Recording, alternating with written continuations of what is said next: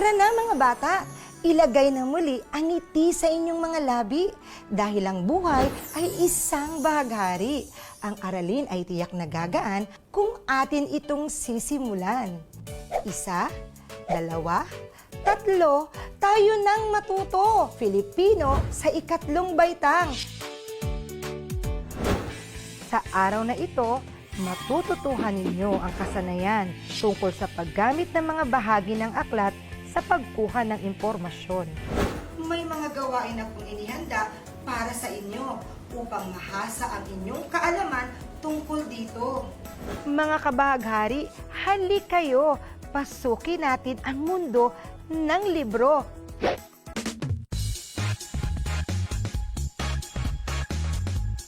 Subukin nga natin ang inyong mga kaalaman. Maglaro tayo mga bata. Mayroon akong mahiwagang kahon dito. Tukuyin kung anong bahagi ng aklat ang ipakikita ko. Bilang 1, ito ay bahagi ng aklat na nakasulat ang mga paksang tatalakayin. Pabalat, talaan ng nilalaman.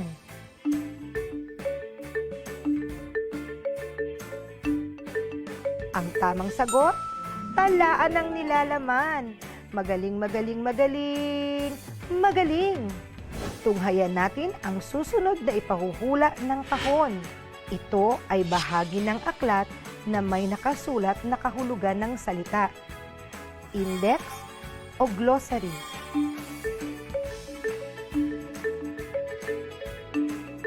Bigyan nyo nga ng wow na wow ang inyong sarili kung ang sagot ninyo ay glossary. Ito naman, tingnan ko nga. Ito ay bahagi ng aklat na nakasulat ang pamagat ng aklat. Paunang salita, pahina ng pamagat.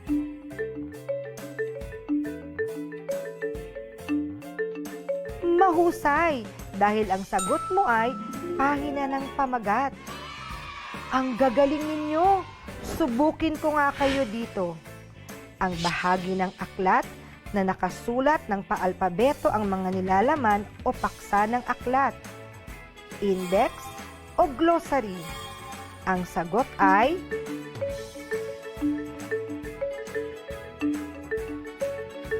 index. Napakahusay. Panghuli, ang bahagi ng aklat na nagsisilbing proteksyon nito. Glossary, pabalat.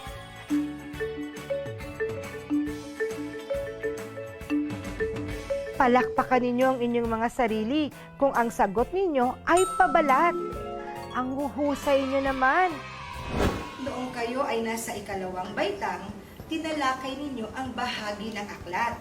At bilang pagbabalik-aral, binalikan natin ito sa pamamagitan ng isang pagsasanay.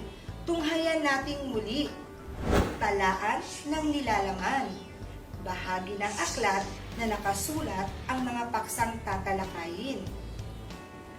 Glossary, bahagi ng aklat na may nakasulat na kahulugan ng salita. Pahina ng pamagat, bahagi ng aklat na nakasulat ang pamagat ng aklat. Index, ang bahagi ng aklat na nakasulat ng paalpabeto ang mga nilalaman o paksa ng aklat. Ang pabalat, ang bahagi ng aklat na nagsisilbing proteksyon nito. Maglalaro tayo mga bata. Hulaan ninyo kung anong bahagi ng aklat ang nasa kahon.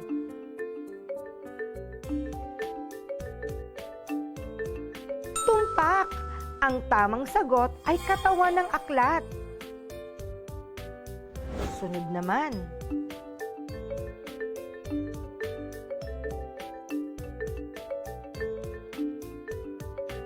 Mahusay dahil ang sagot ay karapatang ari. Tingnan naman natin ito.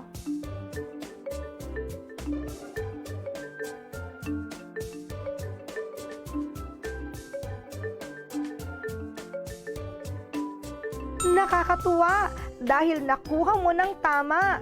Bibliography. At panghuli,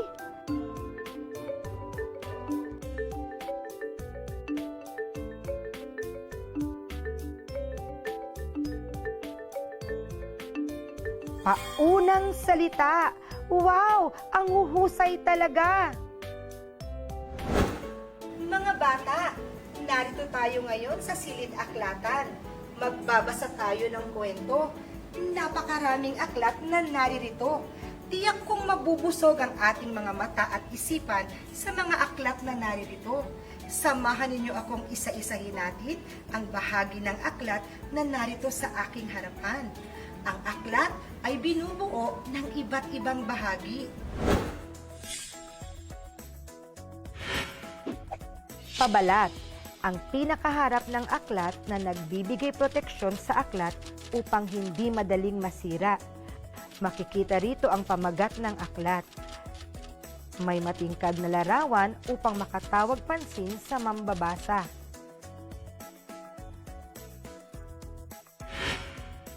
Pahina ng pamagat, dito nakalagay ang pangalan ng aklat at pangalan ng may akda. Karapatang ari, makikita ang taon kung saan at kailan inilimbag ang aklat. Paunang salita, nakasaad ang mensahe ng may akda para sa kanyang mambabasa. Nakalagay rin dito ang mga kapaki-pakinabang na dulot ng aklat sa mga gagamit nito. Talaan ng nilalaman, makikita ang listahan ng mga paksang tatalakayin sa aklat. Katawan ng aklat, ang pinakamahalagang bahagi ng aklat. Dito mababasa ang nilalaman o paksa ng aklat. Palahulugan o glossary, malalaman ang kahulugan ng mga mahihirap na salita na ginamit sa aklat. Nakaayos ang mga ito ng paalpabeto para madaling makita ng nagbabasa ang salita. Bibliography, nakatala ang pangalan ng manunulat at aklat na pinagkunan ng may akda ng ilang mahahalagang impormasyon. Index, makikita ang talaan ng mga paksang nakaayos ng paalpabeto at pahina kung saan ito matatagpuan. Nagagamit ang iba't ibang bahagi ng aklat sa pagkalap ng impormasyon. Mainam ang palaging pagbabasa nito dahil nagdaragdag ito sa ating kaalaman. Nararapat lamang na pag-ingatan at alagaan ito.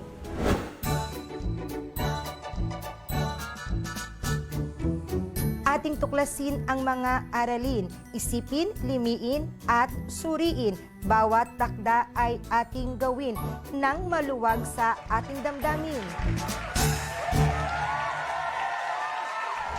Ayan! Nalaman nyo na ang aklat ay may iba't ibang bahagi at nagagamit ito sa pagkalap ng impormasyon. Mayroon akong inihandang gawain upang matunghayan natin kung talagang naiintindihan ninyo ang ating aralin. Para sa inyong panuto, suriin ang mga larawan at sagutin ang sumusunod na tanong. Isulat sa sagutang papel ang letra ng tamang sagot.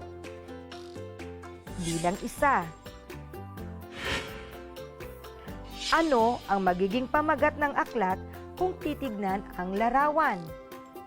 A. Ang mga kulay ng bahaghari. B. Ang masayang alapaap. C.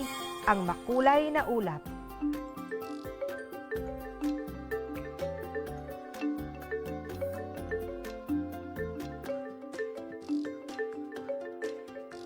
Ang tumpak na sagot ay titik A. Ang mga kulay ng bahaghari. Pangalawa, ano ang paksa ng aklat kung titingnan ang talaan ng nilalaman? A. Bahaghari. B. Kulay.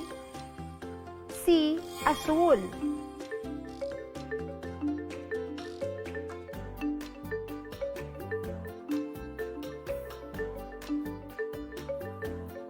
Magaling! Nakuha mo ang tamang letra ng sagot. B. Kulay. Ikatlo, Anong bahagi ng aklat ito? A. Index, B. Pabalat, C. Karapatang sipi.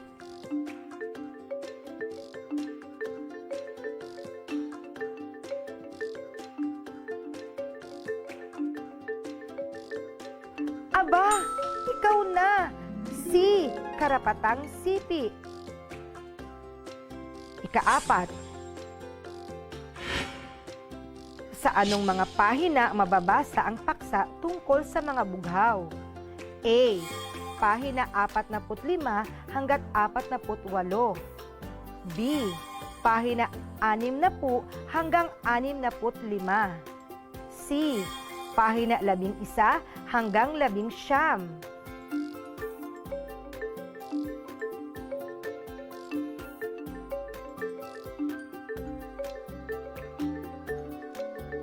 Nakakahanga ka! Titik C. Pahina 11 hanggang 19. At bilang 5, anong bahagi ng aklat ito? A. Pabalat, B. Karapatang sipi, C. Katawan ng aklat.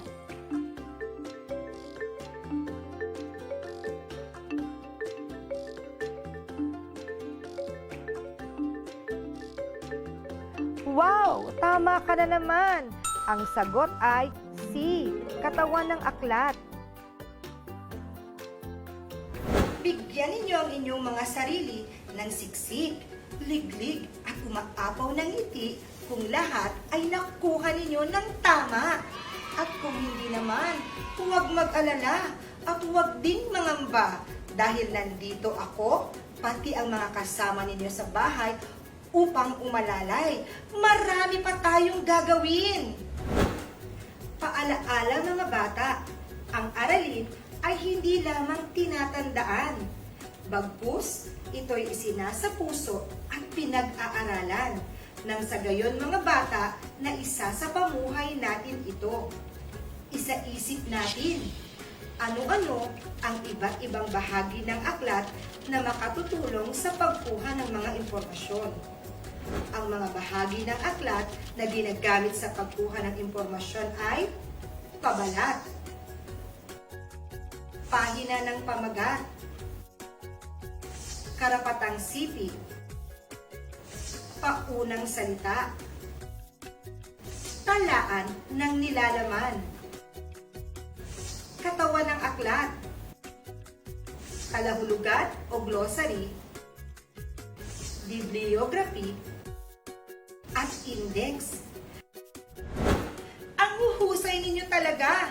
Ngayong nalaman na ninyo na nagagamit sa pagkuha ng impormasyon ng iba't ibang bahagi ng aklat, nawa ay magkaroon kayo ng kawilihan sa pagbasa nito. Gayon din, pag-ingatan at pangalagaan ng aklat dahil malaki ang pakinabang nito sa bawat isa sa atin. Hindi pa tayo tapos mga bata. Marami pa tayong gagawin. Isagawa nga natin ang pagsasanay na ito. Panuto. Isulat ang letra ng tamang sagot. Gawin ito sa sagutang papel. Bilang 1. Ano ang pamagat ng maliit na aklat? A. Ang bata. B. Filipino. C. Batang may pangarap.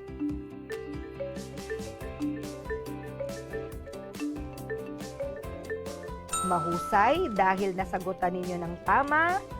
Titik C. Batang may pangarap. Bilang 2. Anong bahagi ng aklat ang iyong nakikita sa mga larawan? A. Index, B. Pabalat, C. Glossary.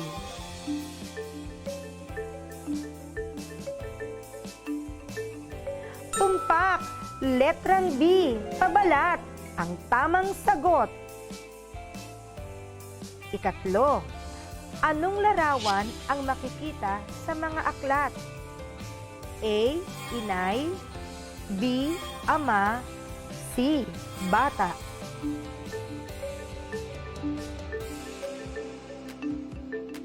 Kung sinagot mo ay titik C, bata, ikaw ay tama. Ika-4, ano ang pamagat ng aklat na may makapal na pahina? A, ang bata. B, mga kwentong pambata. C, batang may mga pangarap.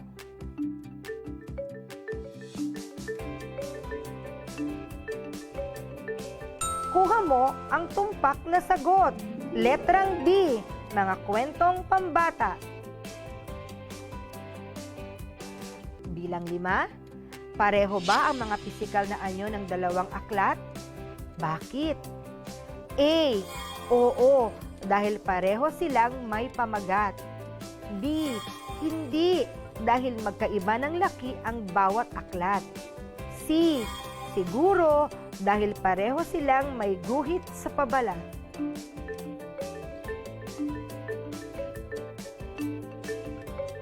Aba, nakakabili ba? Nakuha ninyo. Titik B. Hindi, dahil magkaiba ang laki ng bawat aklat. Yan ang tumpak na kasagutan. Wow! Grabe talaga! Ang huhusay ninyo!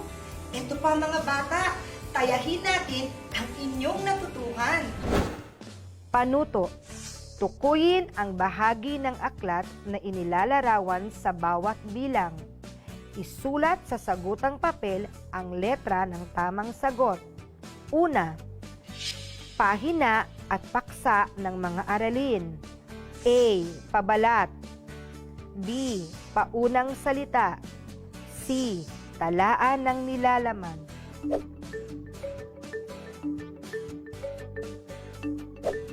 Ang sagot ay C, talaan ng nilalaman. Pangalawa, nilalaman ng buong aklat. A, index. B, glossary. C, katawan ng aklat.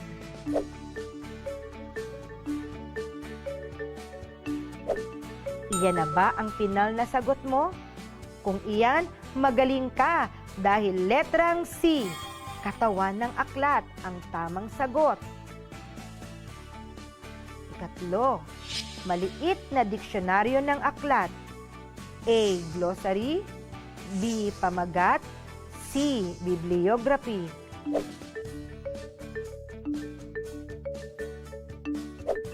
Magaling! Titik A, glossary. Ika-4, pahinang naglalaman ng mensahe ng may akda. A, pabalat. B, paunang salita. C, talaan ng nilalaman.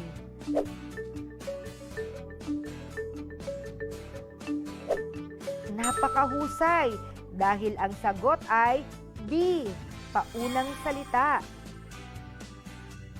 Bilang 5, takip ng aklat na karaniwang matingkad ang kulay. A, index. B, pamagat. C, pahina ng karapatang ari.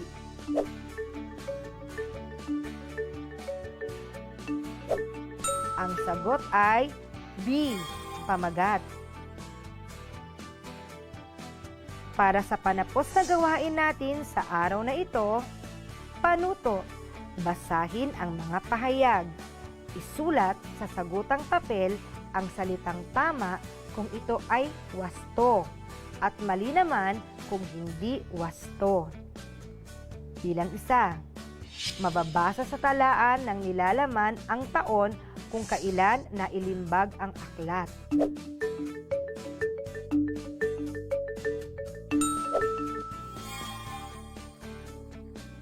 Ikalawa, sa talahulugan, makikita ang mga kahulugan ng mahihirap na mga salita.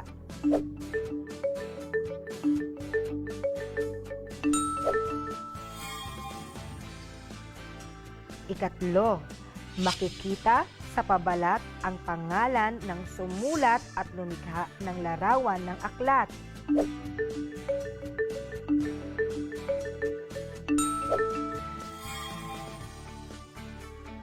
Ika-4, sa katawan ng aklat, mababasa ang iba't ibang uri ng mga kwento, teksto o mga gawain.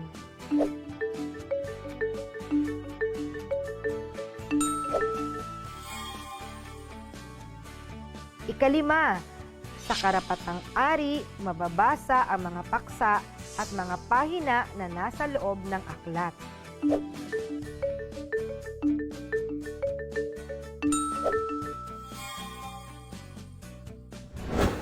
Mga bata, nawa ay naisaisip at naisapuso ninyo ang aralin natin sa araw na ito. Lubos akong masisiyahan, pati na rin ang inyong mga magulang at ang mga taong tumutulong sa inyo kung ito ay isa sa buhay ninyo. Isang makabuluhang oras ang sa atin ay nagdaan. Siksik, liglig at umaapaw na kaalaman, dito lamang yan sa Wika at Panitikang Filipino sa ikatlong baitang. Ito ang inyong Teacher B na nagsasabing, huwag maligalig, maging mapanalig. Ilagay ang ngiti sa inyong mga labi dahil ang buhay ay isang bahaghari. Hanggang sa muli!